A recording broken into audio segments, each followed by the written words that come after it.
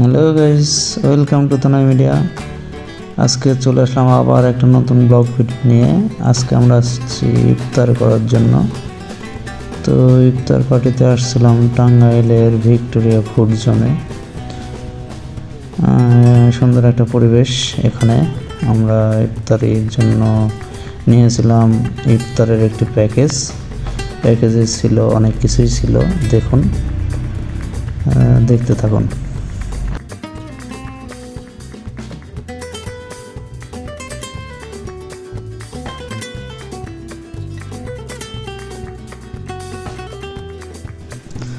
তো ধৈর্য সহকারে এই ভিডিওটি দেখার জন্য সবাইকে অসংখ্য ধন্যবাদ।